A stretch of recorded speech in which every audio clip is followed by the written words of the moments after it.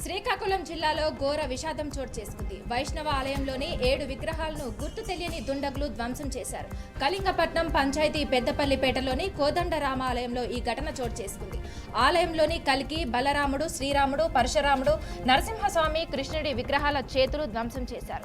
విగ్రహాల ధ్వంసంపై విశ్వ హిందూ పరిషత్, బజరంగ్ దళ్ సభ్యులు ఆగ్రహం వ్యక్తం చేస్తున్నారు. విగ్రహాలు ధ్వంసం చేసిన వారిని వెంటనే అరెస్ట్ చేయాలని హిందూ సంఘాలు, గ్రామస్తులు, భక్తులు డిమాండ్ చేస్తున్నారు. తిరుపతి జిల్లా తిరుమలలో వాతావరణంలోని మార్పుల కారణంగా కుండపోతగా వర్షాలు కురుస్తున్నాయి. తెల్లవారుజాము నుంచి ఎడతెరిపినేని వర్షం కురుస్తుండటంతో భక్తులు ఇబ్బంది పడుతున్నారు. వేసవి సెలవులు కొనసాగుతుండటంతో భక్తుల రద్దీ కూడా తిరుమలలో ఎక్కువగా కొనసాగుతుంది. ఈ అకాల వర్షం భక్తులకు మరింత ఇబ్బందులకు గురిచేసింది. గదులు, కాటేజీలు లేని భక్తులు తీవ్ర అవస్థలు పడుతున్నారు. శ్రీవారి దర్శనానికి దాదాపు 15 గంటల సమయం పడుతుందని టీటీడీ అధికారులు తెలిపారు. మరో 2-3 రోజుల పాటు వర్షాలు పడే అవకాశం ఉన్నట్లు వాతావరణ శాఖ తెలిపింది. ఘాట్ రోడ్లలో తిరుమలకు వచ్చే వాహనదారులు జాగ్రత్తగా రావాలని టీటీడీ విజ్ఞప్తి చేసింది.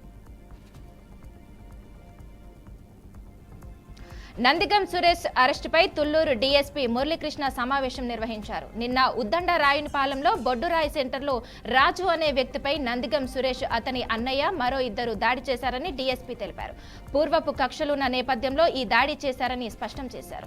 దాడిలో రాజు అక్కడి నుండి పారిపోయి కుటుంబ సభ్యుల సాయంతో ఆసుపత్రిలో చేరి చికిత్స పొందుతున్నట్లు చెప్పారు. ఇప్పటికే నందిగంపై 12 కేసులున్నాయని, దాంట్లో హత్య కేసు కూడా ఉందని పేర్కొన్నారు. అన్ని కేసుల్లో బెయిల్పై ఉన్నాడన్నారు. కండిషన్ బెయిల్ పై ఉండి కూడా ఒక వ్యక్తిని చంపుతాను అనడంతో వెంటనే చర్యలు తీసుకోవడం జరిగిందని, ఈ కేసులో మిగిలిన వారిని త్వరలోనే అరెస్ట్ చేస్తామని వెల్లడించారు. కర్నూలు జిల్లా హలహర్వి మండలం అమృతాపురం గ్రామంలో పెద్ద వెంకటేష్ అనే ఓ హత్య కేసును ఛేదించినట్లు డీఎస్పీ వెంకట రమణయ్య తెలిపారు. భూమి వివాదం, వడ్డీ డబ్బుల కోసం నిందితులు హత్య చేశారని డీఎస్పీ చెప్పారు. ఈ కేసులో ఒకరు అరెస్ట్ చేయగా మిగిలిన వారిని త్వరలో పట్టుకొని కోర్టుకు హాజరుపరుస్తామని వెల్లడించారు. ఎటువంటి ఆధారాలు లేకపోయినా సాంకేతిక నైపుణ్యంతో సిఐ రవిశంకర్ రెడ్డి, హలహర్వి ఎస్ఐ చంద్ర, అలూర్ ఎస్ఐ మహబూబ్ బాషా ఛేదించారని ఆయన పేర్కొన్నారు. అనంతరం డీఎస్పీ వెంకటరామయ్య వారిని అభినందించారు.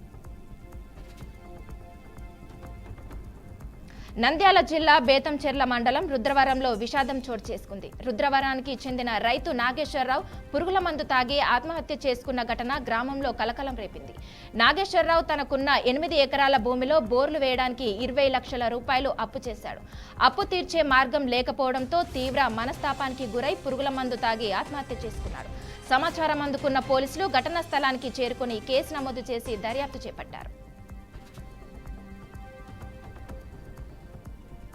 తిరుపతి జిల్లా గూడూరు పట్టణంలో మినీ మహానాడు కార్యక్రమాన్ని నిర్వహించారు. ఈ కార్యక్రమంలో ఎమ్మెల్యే పాషం సునీల్ కుమార్, టీడీపీ అధ్యక్షుడు నరసింహ యాదవ్, పెంచలకోన ట్రస్ట్ బోర్డు మాజీ చైర్మన్ తానంకి నానాజీ హాజరయ్యారు.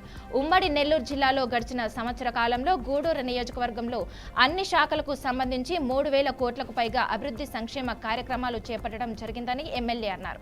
ఎన్టీఆర్ ఆశయాలను సీఎం చంద్రబాబు నాయుడు ముందుకు తీసుకువెళ్తూ నాయకులు, కార్యకర్తలు నూతన ఉత్సాహాన్ని నింపుతున్నారని కొనియాడారు. తెలుగుదేశం పార్టీ మనపై పెట్టుకున్న నమ్మకాన్ని మమ్ము చేయాలని సూచించారు. నెల్లూరు జిల్లా ఆత్మకూరు పట్టణంలో కూటమి పార్టీ గాయకుల ఆధ్వర్యంలో ఘనంగా తిరంగ ర్యాలీ నిర్వహించారు. ఈ కార్యక్రమంలో ముఖ్య అతిథిగా రాష్ట్ర దేవాదాయ శాఖ మంత్రి ఆనం రామనారాయణ రెడ్డి పాల్గొన్నారు. ఈ ర్యాలీ మున్సిపల్ కార్యాలయం నుండి ప్రారంభమై బస్టాండ్ సెంటర్ మీదుగా సంత్రం సెంటర్ వరకు కొనసాగింది. ర్యాలీలో 100 మీటర్ల జాతీయ జెండాని పట్టుకొని ఆపరేషన్ సింధూర్లో వసూలు బారిన వీర జవాన్లకు జోహార్లు తెలుపుతూ భారత్ మాతాకి జై అంటూ నినాదాలు చేశారు. ఈ ర్యాలీలో భారీగా మహిళలు పాల్గొన్నారు. ములుగు జిల్లా తాడ్వాయి మండలం జాతీయ రహదారిపై ఘోర ప్రమాదం చోటు చేసుకుంది. ఇసుక లారీ ట్రాక్టర్ ఎదురెదురుగా ఢీకొనగా 3 అక్కడక్కడే దుర్మరణం చెందారు. ట్రాక్టర్లో ప్రయాణిస్తున్న 25 మందిలో 10 మందికి కాళ్లు, చేతులు విరిగాయి. ఈ ఘటన ములుగు జిల్లా తాడ్వాయి మండల పరిధిలో చోటు చేసుకుంది. విషయం తెలిసిన వెంటనే ఘటనా స్థలానికి వచ్చిన పోలీసులు క్షతగాతులను దగ్గరలోని ఆసుపత్రికి తరలించారు. మేడారం దైవ దర్శనానికి వెళ్లి వస్తుండగా ప్రమాదం జరిగినట్లు నిర్ధారించారు.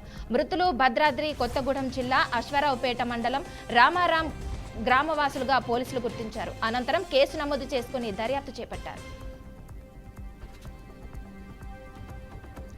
పాత బస్తీలోని గుల్జార్ హౌస్ లో జరిగిన భారీ అగ్ని ప్రమాదంపై ముఖ్యమంత్రి రేవంత్ రెడ్డి విచారణకు ఆదేశించారు.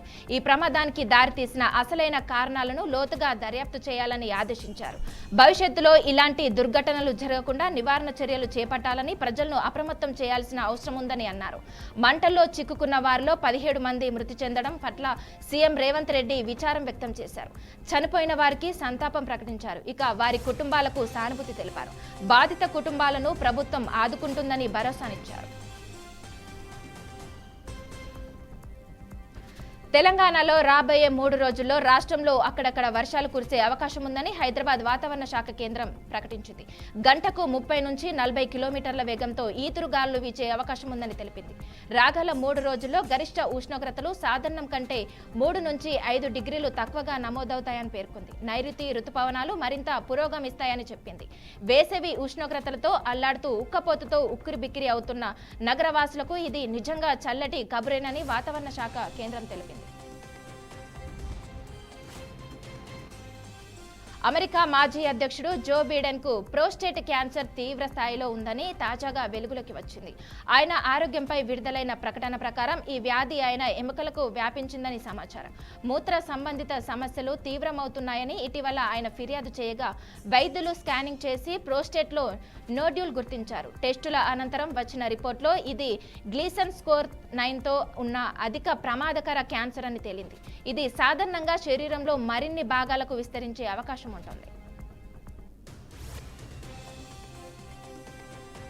పాకిస్తాన్ కు గూఢచార్యం చేస్తూ భారత సున్నిత సమాచారాన్ని పాక్ కు చేరవేస్తున్నారన్న ఆరోపణలపై అరెస్ట్ అయిన హర్యానా యూట్యూబర్ జ్యోతి మల్హోత్రా జాడలు హైదరాబాద్ లోనూ వెలుగు చూశాయి. 2023 సెప్టెంబర్లో ప్రధాని మోదీ వర్చువల్ గా హైదరాబాద్ బెంగళూరు వందే భారత్ రైలును ప్రారంభించిన సమయంలో ఆమె హడావిడి చేశారు. సికింద్రాబాద్ రైల్వే స్టేషన్లో అప్పటి గవర్నర్ తమిళిసైతో పాటు కేంద్ర మంత్రులు కిషన్ రెడ్డి, బండి సంజయ్ పాల్గొన్న కార్యక్రమంలో యూట్యూబర్గా వీడియోలు చేస్తూ హల్చల్ చేశారు. అయితే హైదరాబాద్ లో వచ్చిన సమయంలో ఆమె ఎవరినైనా కలిశారా, కలిస్తే అక్కడేమైనా వీడియోలు తీశారా అన్న కోణంలో నిఘా వర్గాలు ఆరా తీస్తున్నట్లు తెలుస్తోంది. తెలుగు రాష్ట్రాల్లో నిన్న రాత్రి పలు చోట్ల భారీ వర్షాలు కురిశాయి. అందులో భాగంగానే ఖమ్మం జిల్లా సత్తుపల్లి, సింగరేణి OC1, OC2లలో నిన్న కురిసిన భారీ వర్షం కారణంగా గనుల్లోని వర్షపు నీరు చేరిందని అధికారులు తెలిపారు. వర్షపు నీరు చేరడంతో సుమారు 25,000 టన్నుల బొగ్గు ఉత్పత్తికి 80,000 క్యూబిక్ మీటర్ల మట్టి తొలిచే కార్యక్రమానికి అంతరాయం ఏర్పడిందని అధికారులు వెల్లడించారు. వనపర్తి జిల్లా కొత్తకోట మండలం పాలెం NH44 పై అదుపు తప్పి ఆర్టీసీ బస్సు బోల్తా పడింది. ప్రమాదంలో 3 ప్రయాణికులకు గాయాలయ్యాయి. ఆర్టీసీ బస్సు కడప నుంచి సికింద్రాబాద్ వెళ్తుండగా ఈ ఘటన చోటు చేసుకుంది. డ్రైవర్ నిద్రమత్తులోకి వెళ్లడంతో అదుపు తప్పి బస్సు బోల్తా పడ్డట్లు ప్రయాణికులు తెలిపారు. ప్రమాద సమయంలో బస్సులో 37 మంది ప్రయాణికులు ఉన్నట్లు చెప్పారు. వారిలో 3కి గాయాలు కాగా హుటాహుటిన ఆసుపత్రికి తరలించినట్లు పేర్కొన్నారు. Hyderabad Sunrisers opener Travis Head corona virus బారిన పడ్డారు. సోమవారం లక్నో సూపర్ జైంట్స్ తో జరిగే మ్యాచ్ కు దూరం కానున్నారు. Sunrisers head coach Daniel Vettori ఈ విషయాన్ని వెల్లడించారు. హెడ్ కోవిడ్ బారిన పడడంతో భారత్ కు రావడంలో ఆలస్యమవుతుందని కోచ్ పేర్కొన్నారు. అయితే హెడ్ కు ఎప్పుడు ఎక్కడ కరోనా వైరస్ వచ్చిందనే విషయాన్ని మాత్రం సన్ రైజర్స్ కోచ్ సమాధానం ఇవ్వలేదు. సోమవారం ఉదయం వరకు భారత్ కు చేరుకుంటాడని, వైద్య సిబ్బంది అతన్ని పరిరక్షిస్తారని, ఆ తర్వాత పరిస్థితిని అంచనా వేస్తామని పేర్కొన్నారు.